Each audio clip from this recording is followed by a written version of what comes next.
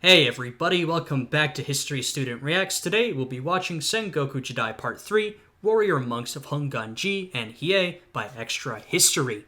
So far in this series, we've seen the rise of Oda Nobunaga, Tokugawa Ieyasu, and Toyotomi Hideyoshi. Some real interesting, influential, and powerful fellas. I'm curious to see where they go from this point onwards.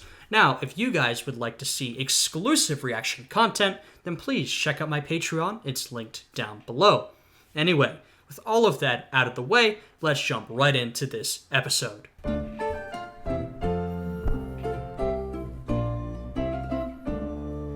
Remember how last time we left off with Oda Nobunaga seizing Kyoto and installing Ashikaga Yoshiaki as shogun? Well, yes, and Oda has sort of been leading things throughout this series. Of course, we talked about some of his powerful allies and enemies, but if at this very moment you had to choose the most powerful, it would probably be Oda.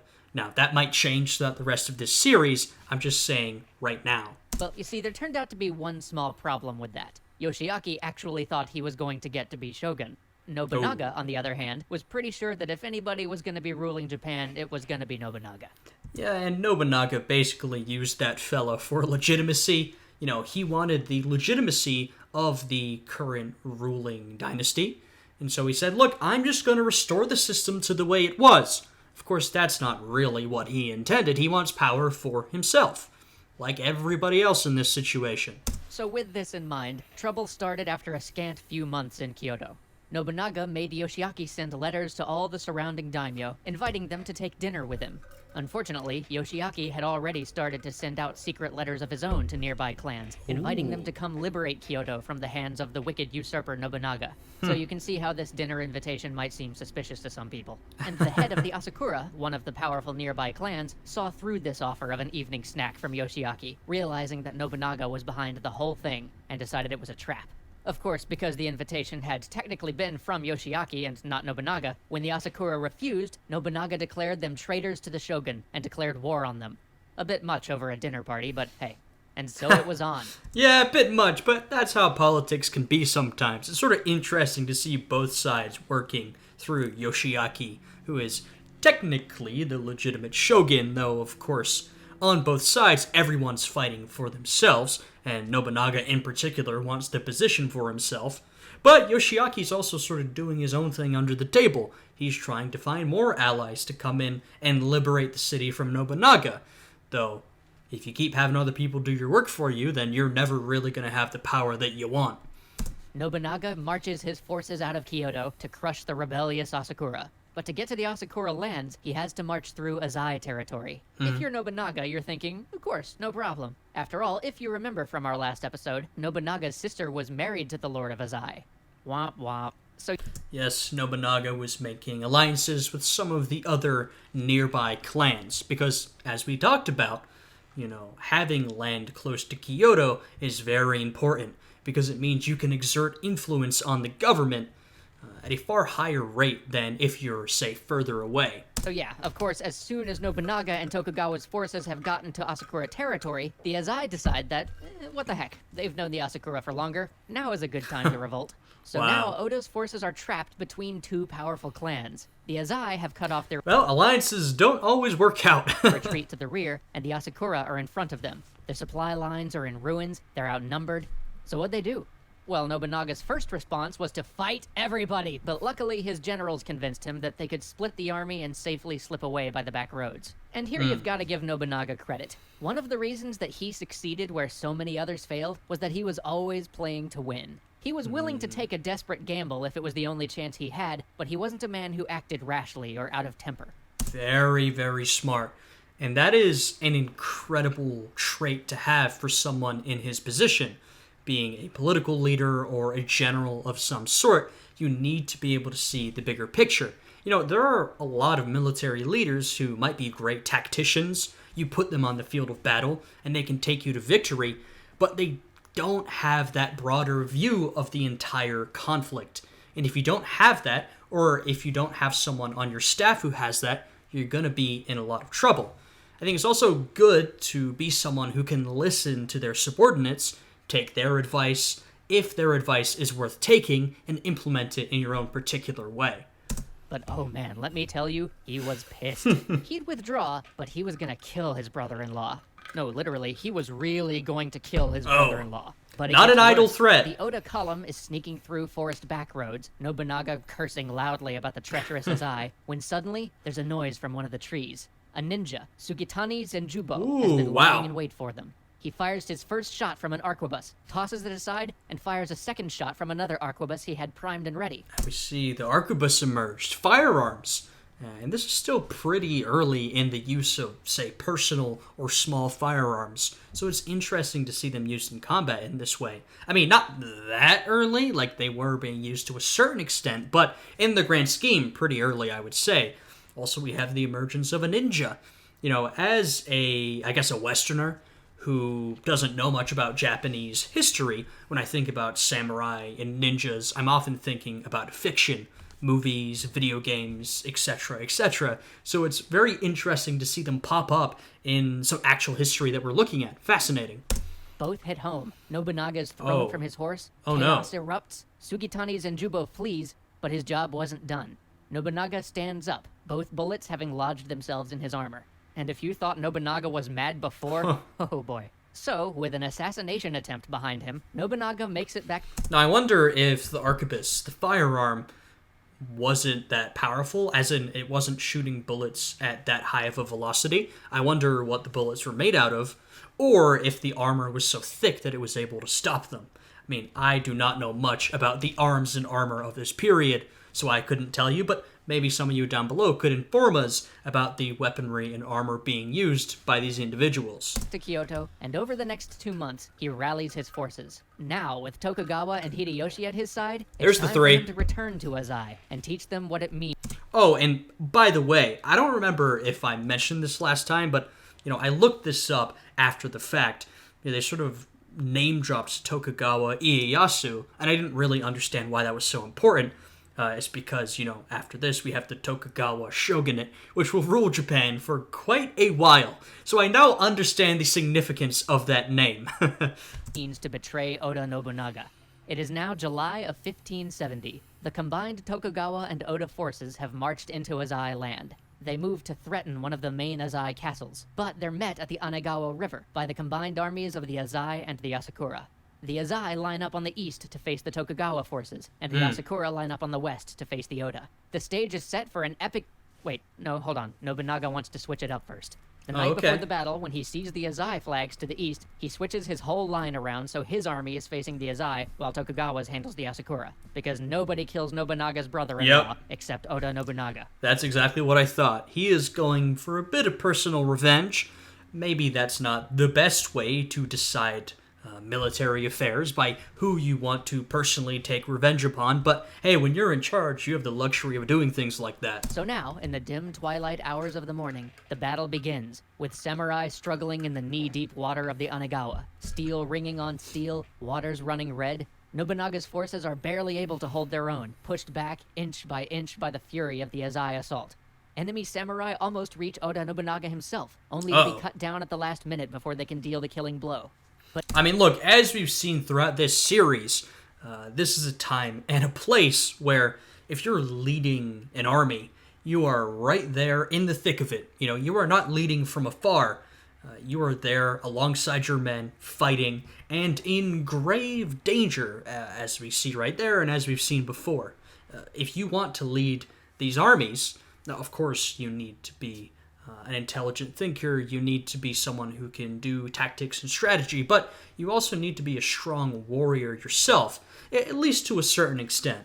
But Ieyasu's forces are faring much better, and just as it looks as though the Oda forces might collapse, the Tokugawa push back the Asakura, and Ieyasu detaches a division to slam into the Azai flank. The Azai start to disintegrate. Nobunaga is saved, and the day is won. But the Oda forces are in too ragged a shape to pursue, and so they withdraw to Kyoto. Seeing the desperate shape the Oda troops are in, another clan, the Miyoshi, the clan that Nobunaga initially kicked out of Kyoto, decided it was time to get theirs back, and aligned themselves with the Iko-Iki, warrior monks who held the nearby temple fortress of Ishiyama Honganji. Now, have you noticed how everyone's coming at Nobunaga piecemeal? If the Azai, the Asakura, the Iko-Iki, and the Miyoshi had all worked together, they could have crushed the Oda. But this is one of the key characteristics of the age. This whole period is a catalog of people living in a state of mutual distrust. This is very true. The era of warring states, Sengoku Jidai, they're exactly right. This is what characterized it. We have a bunch of these different clans fighting each other piecemeal at the same time. They're exactly right. If they had come together, they probably could have defeated Nobunaga. But they haven't. And it seems like, by the way, Oda Nobunaga is pretty talented at making alliances of his own, though we saw that the alliance with the Azai didn't really work out there, but he's got friends on his side that he can mobilize. And unless his enemies unite into one, which, judging by the character of the period, they're probably not going to do, I imagine they're going to have a tough time defeating him. This is why the Oda-Tokugawa alliance is so important. Having just one ally that he could consistently count on gave Oda Nobunaga an enormous advantage. This is true. Nobunaga doesn't have some massive alliance, but he has one steady ally.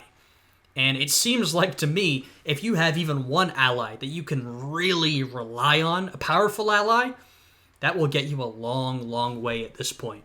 And allowed him to mop up the rest of the clans one by one.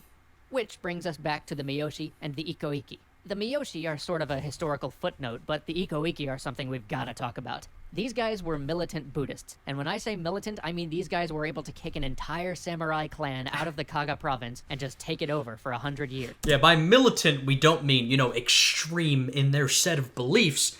We mean actual warriors, militant in a literal military combat sense. To put that in perspective, this was the only province in all of Japan not to be ruled by samurai at that time. These guys scared the heck out of Oda Nobunaga and Tokugawa Ieyasu. In fact, they were probably the biggest obstacle between Oda Nobunaga and unifying all of Japan. Luckily for Nobunaga and Ieyasu, these warrior monks were more of a loose coalition than a unified group. I always think the idea of sort of warrior Buddhist monks is an interesting one. It's one that I've heard of before in both history and popular culture, though I had thought that Buddhism was a religion more focused on peace. Maybe I'm wrong in that respect. I don't know anything about it. So maybe some of you can tell me down below what inspires these groups of warrior Buddhist monks. What is their philosophy? What do they fight for? How did these groups form? It seems very interesting to me. Suffering from the same distrust and fragmentation that afflicted the rest of the country. Now, in this case, the warrior monks giving the Oda trouble were from the temple of Ishiyama Honganji, a vast fortress complex at the mouth of the Yodo River. Nobunaga sallied out with 30,000 men to reduce the temple. He had to. You see, the thing about the Iko-Iki was that they weren't a clan. They didn't follow the same rules of territory. Right. A samurai clan had its domain, and if anybody entered it, well, that meant war. But the Iko-Iki were monks, which meant that, sure, they had their province of Kaga, but they basically set up their temples wherever they pleased. After all, it's hard to stop your own peasants from building a nice, peaceful temple in your province. Well, sure, and that works if these are nice, peaceful Buddhist monks, but they're not. They are militant warrior monks. So that sort of adds a layer of complexity to this whole thing. And this temple, Ishiyama Honganji, was just south of Kyoto, where Osaka is today. These monks had been refusing to pay taxes, disrupting trade, and generally just being a nuisance for some time. Nobunaga couldn't have them deep in his territory. I mean, that sounds like a classic religious order, though. Not paying taxes, disrupting trade, being a nuisance to the government. What have we not heard before, right? While he tried to conquer Japan. And now that they'd allied with his enemies, well, it was time for all-out war. So Nobunaga raced south, and his 30,000 men surrounded the temple. The order to attack was given. They tried to charge forward, but the marshy land around the temple dragged at them. They sunk into the tidal flats, weighed down by their heavy armor. Their feet, sucked down by the muddy ground, got trapped in pots that the monks had buried in the wet soil. Then, gun monks. Wow. Yes, 3,000 elite monk arquebusiers came... Okay, we're really seeing more firearms in this episode. Far more than we've seen before. That makes me think that maybe these arquebus guns, these firearms, were more prevalent than I had thought. I know, and we saw this in the Admiral Yi series, that by the end of the 16th century, the Japanese invasions of Korea, there were a lot of Japanese arquebusiers. They had many of these troops. It seems like the firearm was a big part of their military force.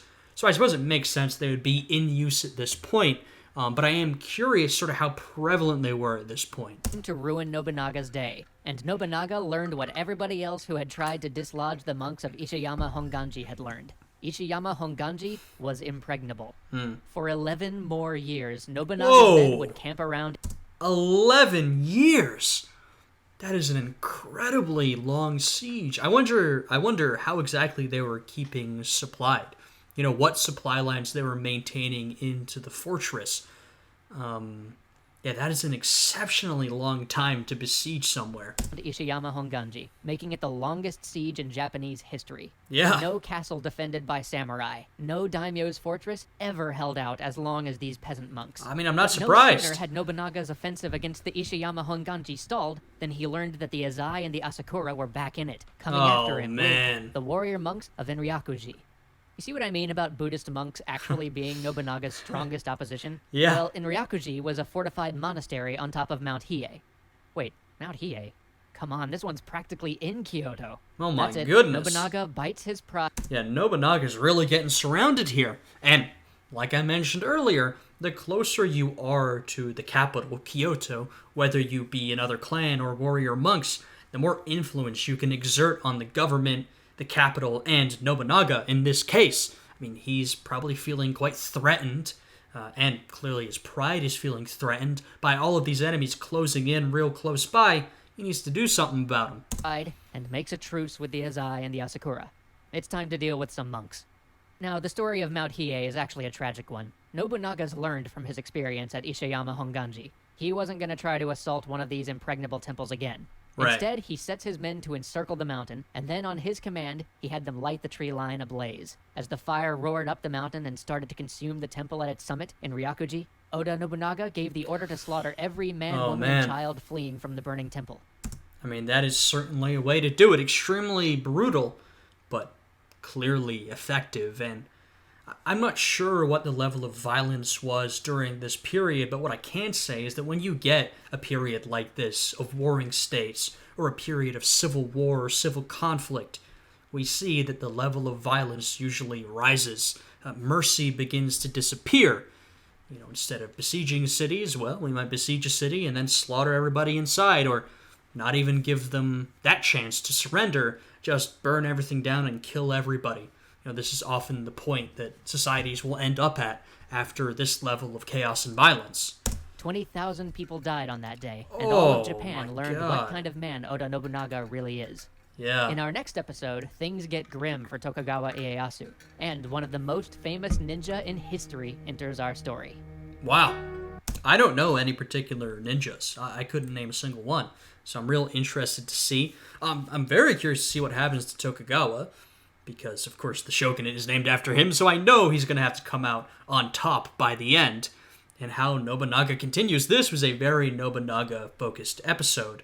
And I said at the beginning of this episode that, we have our sort of three main characters, but if you had to choose the guy at the top, it would be Nobunaga, and that hasn't yet changed. But we've got a couple more episodes in this series, and I suspect that there might be some power shakeups by the end, which I'm excited to see, by the way. I've been enjoying this series so far. It's something that I don't know much about, so I've been really interested to learn all of these new names, places, events. I'm very curious to see this formative period of Japanese history and how it sort of influences Japanese history afterwards, what Japan would become. I think there's a lot of good stuff here. I hope you guys are also enjoying the series. If you are, I would appreciate it if you would leave a like and subscribe to the channel for more episodes in the future. Anyway, I hope you guys are all having a good day today, and I will see you all again next time. Goodbye.